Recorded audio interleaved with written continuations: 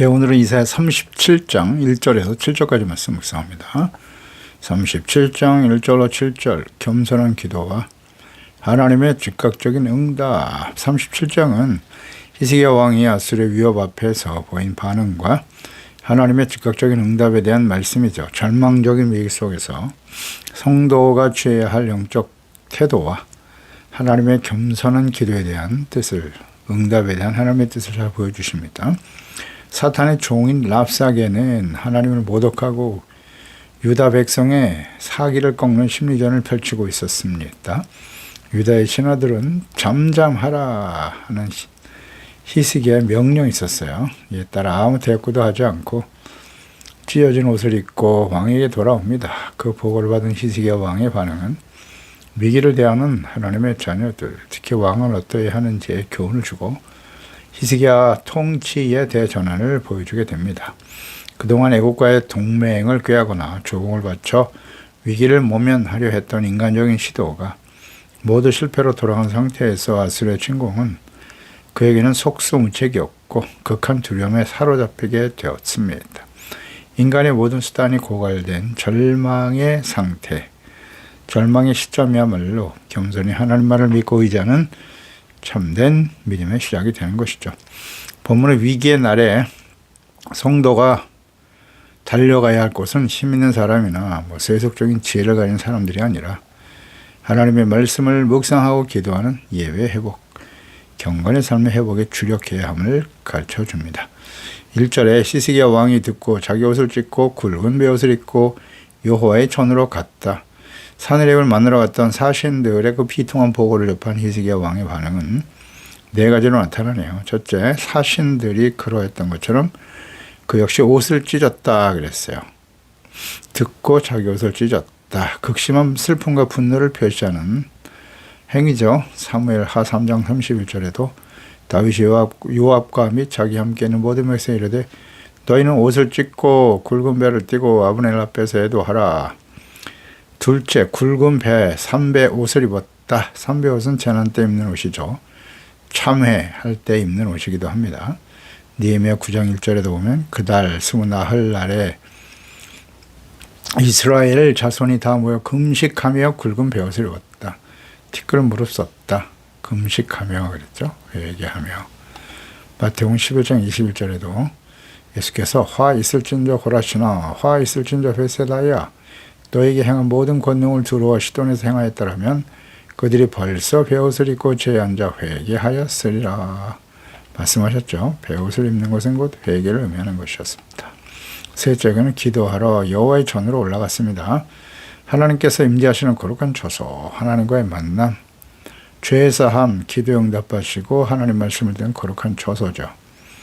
출애굽기 25장 22절에 거기서 내가 너와 만나겠다. 속죄소죠.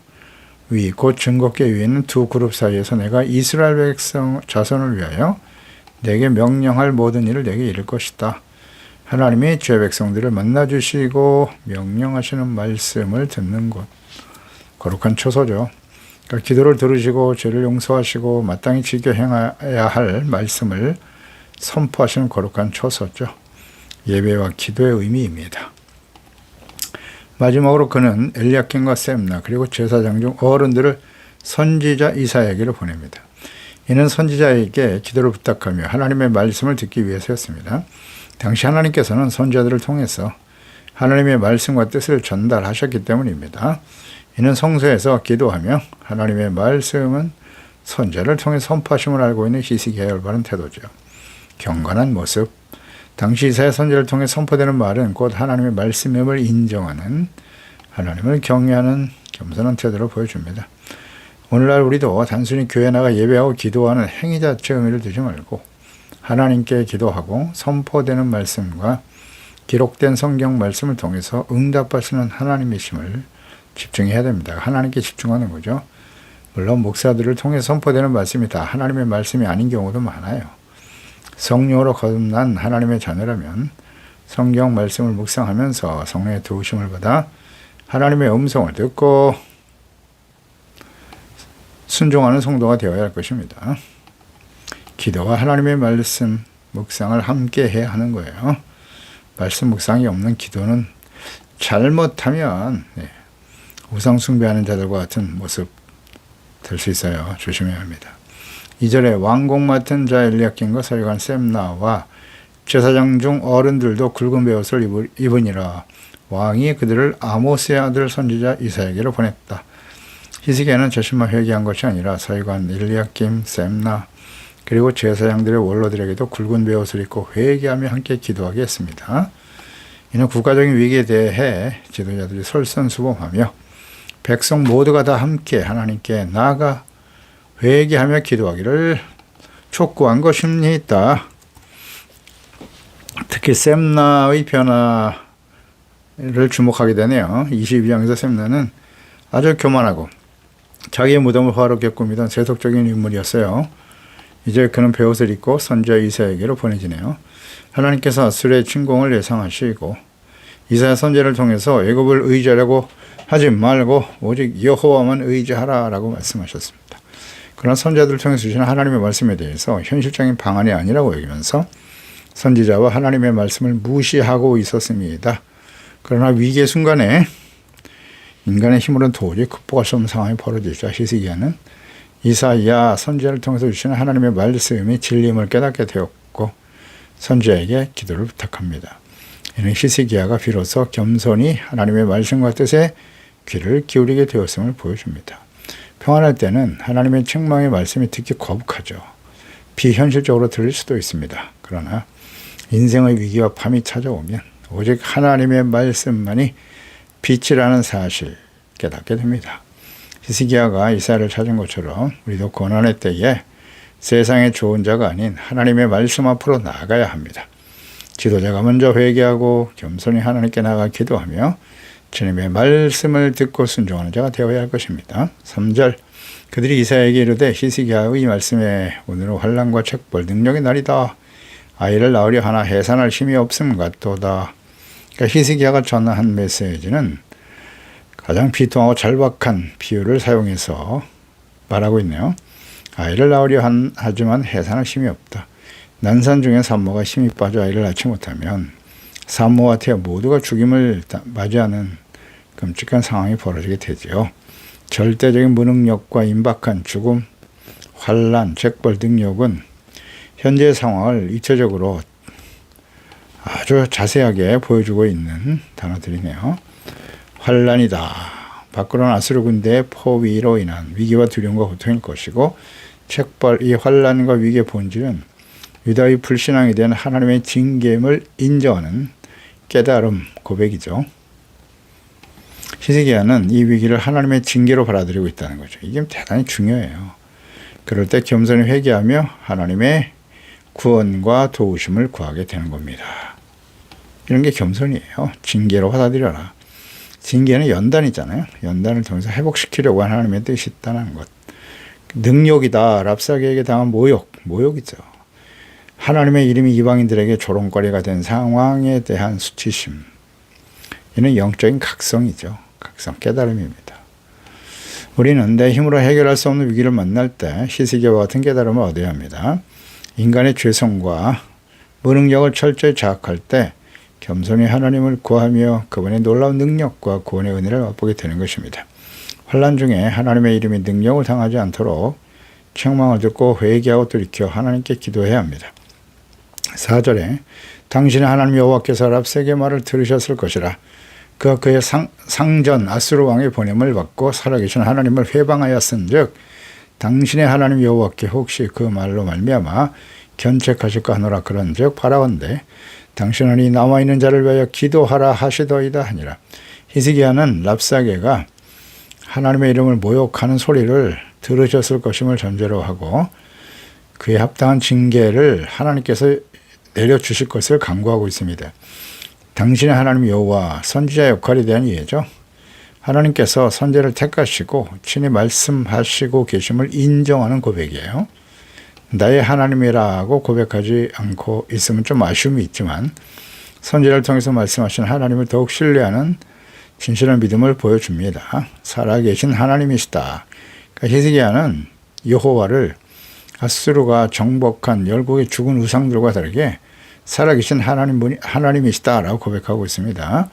랍사게는 여호와 하나님을 다른 신들과 동일 선상에 놓았지만 히스기야는 하나님이 듣고 계시며 살아 역사하시는 분임을 확신하고 있는 것입니다. 회방 모욕하였은즉 이 전쟁의 명분은 이제 유다와 아수르가 아니라 하나님과 사네립으로 설정되어 있는 것입니다. 히스기야는 하나님의 존귀한 이름과 영광에 호소하고 있습니다. 하나님, 저들이 나를 모욕한 것이 아니라 하나님의 이름을 모욕하고 있습니다. 그러니까 사네립의 모욕은 히스기야 자신이 아닌 하나님을 모욕한 것임을 분명히 하고 있습니다. 그러니까 영적 싸움의 승리의 비결은 자신과 마귀의 싸움이 아니라 상대 어떤 사람들과의 싸움이 아닌 것이죠. 하나님과 사탄의 싸움으로 구성되어야 해요. 설정될 때 반드시 승리하게 된다는 사실, 겸손과 믿음이에요. 내가 싸우려고 하면 백전백패입니다. 우리는 사탄과의 싸움에서 이길 수 없어요. 강력한 군대. 현실적으로 우리가 그들과 싸워서 이 약한 세상과 싸워서 이기기는 불가능합니다. 하나님께서 함께 하시고 하나님이 싸워주셔야 돼요. 그리고 우선 우리는 어떻게 해야 될까요? 겸손해야죠. 하나님과 말씀 앞에 자신의 죄를 깨닫고 버리고 이와 같이 다가오는 환난과 책벌, 징계하시는 하나님만 알고 죄를 버려야겠죠. 회개하고 겸손히 기도하며 주님의 구원과 도우심을 구하면 되겠죠. 이 남아있는 자를 위하여 기도하라 하시더이다. 아수르에게 이미 유다의 46개의 성읍이 함락되고 있었어요. 이제 예루살렘만 남은 상태인데 긍휼히 여기시고 구원해 줄 것을 간구하고 있는 것입니다. 혹시 이는 하나님의 능력을 의심하는 것이라기보다는 하나님의 주권에 대한 겸손한 태도죠. 하나님이 반드시 구원해야 할 의무가 있어서가 아니라 오직 그분의 자비하심과 구원의 능력을 믿고 의지하는 태도겠죠. 소망하는 믿음의 기도입니다. 하나님의 응답이 즉각적으로 나타나죠. 이렇게 겸손히 간절히 구하면 하나님 응답하십니다. 내가 싸우리라 라고 말씀하시네요. 5절에 그리하여 히스기야 왕의 신하들이 이사야에게 나아갔다. 그러니까 신하들은 왕의 간절한 도우심을 구함에 대해서 베옷을 입은 모습을 그대로 선지자 앞에 서게 됩니다. 이들은 단순히 왕의 말을 전달하는 전령이 아니라 유다의 흥망성쇠를 짊어진 왕으로서의 하나님의 구원과 도우심을 바라보고 있었던 거죠. 기도는 우리가 겸손한 마음으로 하나님께 나가는 것이고 응답은 하나님이 우리에게 찾아오시는 것입니다. 6절에 이사야가 그들에게 이르되 너희는 너희 주에게 이렇게 말해라. 여호와께서 이같이 말씀하실 때 너희가 들은 바 아수르 왕의 종들이 나를 능욕한 말로 말미암아 두려워하지 말라라고 말씀하셨네요. 그러니까 왕과 신하들의 간절한 기도와 간구를 들으신 하나님께서는 선지를 통해서 즉시 응답해 주셨네요. 이렇게 기도하면 선지자, 즉 하나님의 말씀으로 응답해 주시는 거예요. 잘 묵상해 보세요. 기도는 무엇으로 온다? 하나님의 말씀으로 응답이 오는 겁니다. 말씀 묵상을 해야 돼요. 그래서 사실 하나님께서는 히스기야 왕과 같이 겸손히 하나님께 나와 기도하며 도움을 구하기를 사실 기다리신 거죠. 오랫동안 기다리신 겁니다. 북이스라엘 여로보암으로부터 마지막 호세아 왕까지 대략 BC 931년에서 722년에 사마리아가 망했으니까 209년간의 시간을 하나님이 참고 인내하셨어요. 돌아오라는 거잖아요. 내게로 돌아오라. 유다 역시 히스기야의 아버지 아하스 왕의 패역함과 히스기야의 초기의 실망스러운 대응을 보시면서 겸손히 하나님을 믿고 의지하기를 기다리고 계셨던 것입니다. 하나님께서 응답하시는 기도가 어떠한지를 교훈하고 있는 것입니다. 겸손, 회개, 오직 하나님의 이름과 영광을 위해 기도하라. 이게 핵심이에요. 이거 모르면 안 됩니다. 그냥 기도하고 또 기도하기만 하면 되는 게 아니에요. 제레미야 29장 11절 여호와의 말씀이다. 너희를 향한 나의 생각을 하는데 평안이요 재앙이 아니라고 하십니다. 너에게 미래와 희망을 주는 것이다. 이게 하나님 뜻이래요. 너희가 내게 부르짖으며 내게 와서 기도하면 이걸 원하시잖아요. 내가 너희들의 기도를 들을 것이고 너희가 온 마음이 중요하겠죠. 오직 하나님의 나라와 뜻을 이루는 온전한 믿음 구하면 나를 구하라 그랬어요. 나를 구하면 나를 찾을 것이고 나를 만나게 된다. 하나님을 구하고 있습니까? 자신의 영광과 이익을 구하고 있습니까? 하나님을 구하라. 하나님의 뜻을 받아들이고 순종하는 삶이겠죠. 두려워하지 말라. 두려움의 실체를 알고 계신 하나님께서 응답하시는 겁니다. 그러니까 하나님과 그분의 사랑과 긍휼과 자비를 알고 겸손히 기도할 때 두려움은 사라지죠. 하나님이 어떤 분이신지, 하나님은 우리에게 요구하시는 것이 하나님께서 요구하시는 것이 무엇인가를 알 때 우리의 두려움을 평안으로 바꾸어 주십니다. 마가복음 6장 48절이잖아요. 바람에 거스름에 제자들이 힘겹게 도젓는 것을 보셨다. 밤 사경쯤에 바다 위로 걸어서 그들에게 찾아오시잖아요. 제자들이 그 바다 위로 걸어오심을 보고 유령이라 그랬어요. 예수님이라는 상상도 못하고 있잖아요. 사람으로만 보니까 예수님을 어떻게 물 위로 사람이 걸을 수 있겠느냐. 저건 유령이야. 그들이 다 예수를 보고 놀랐잖아요. 예수께서 그들에게 말씀하시죠. 안심하라. 내니 두려워 말라. 하시고 배에 올라 그들에게 가시니 바람이 그치는지라. 주님이 함께 하시면 어떠한 풍랑도 말씀 한마디로 잔잔하게 하실 수 있는 하나님이 아니시겠습니까? 두려움은 주님께서 우리와 함께 하실 때 사라져요. 간단한 진리입니다. 그럼 왜 우리는 계속 기도하고 예배드리는데 두려움이 떠나지 않을까요? 주님이 우리 안에 계셔야 되잖아요. 내가 너희 안에, 너희가 내 안에 거하면. 그렇잖아요. 주님의 말씀을 잘 듣고 순종하고. 아수르 왕의 종들, 랍사게 아수르 장군들은 스스로를 위대하게 여겼죠. 하나님 보시기에는 그저 철없는 하인과 종에 불과한 존재들이었던 거죠. 나를 능욕한 말, 하나님 랍사게 말을 다 듣고 계셨어요. 그리고 그것을 하나님 자신에 대한 도전으로 간주하신 것이죠. 이것이 하나님의 자녀들에게 가장 큰 위로가 되는 것입니다. 우리가 다는 고난과 조롱, 하나님은 이것을 자신의 일로 여기신단 말이에요. 하나님 아버지가 우린 자녀들이잖아요. 자녀들이 당하는 고통을 외면한 아버지는 없습니다. 세상에는 육신의 부모는 종종 그럴 수 있어도 하나님 아버지는 결코 겸손히 회개하며 기도하며 고통 중에 부르짖는 주의 자녀들의 부르짖음을 외면하시지 않습니다. 세상은 강력해 보이고 우리는 작아 보일 때가 많죠. 그러나 하나님의 관점에서는 세상의 권세자들은 사탄의 종, 하수인 졸개들에 불과합니다. 문제의 크기를 보고 두려워하지 말고 전능하신 사랑의 하나님을 바라보아야 하는 것입니다. 7절에 보라 내가 내 영을 그 속에 둘 것이다.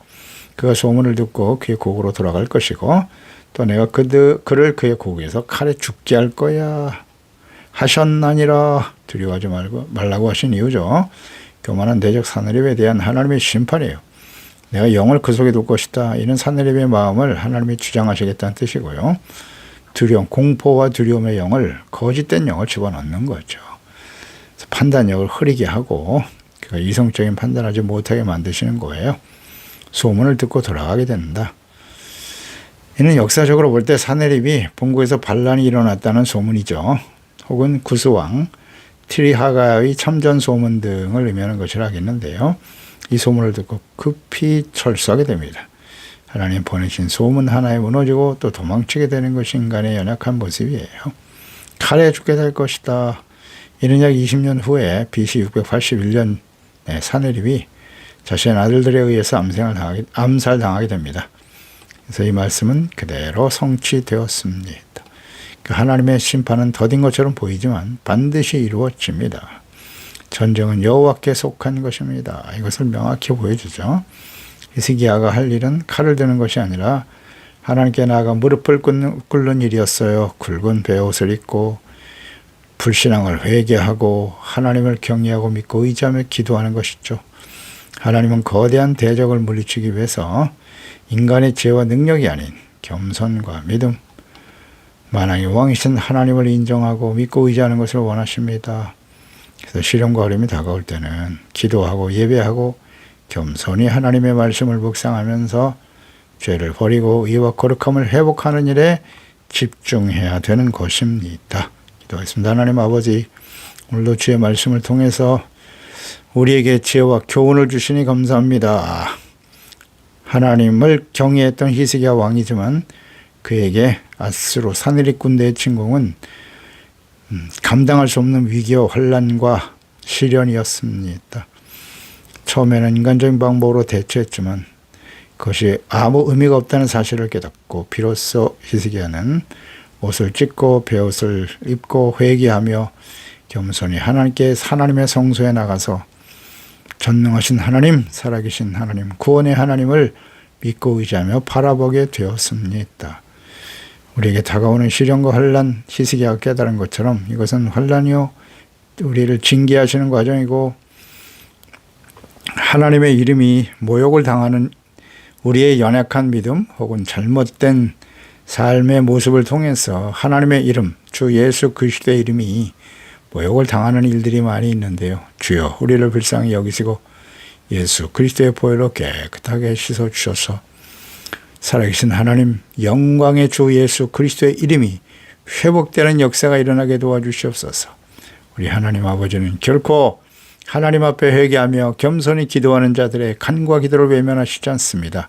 속히 하나님께서 응답하여 주시고 주님을 믿고 의지하며 바라보는 하나님의 자녀들을 통해서 승리와 주의 이름을 영화롭게 하는 우리 모두가 될 수 있도록 날마다 하나님의 성령으로 순간마다 깨우쳐 주시고 기도하며 주님의 말씀 가운데 우리 가운데 역사하시는 하나님을 깊이 만나고 경건한 삶을 통해서 승리하는 저희들이 되게 해주세요. 예수님의 이름으로 기도드립니다. 아멘.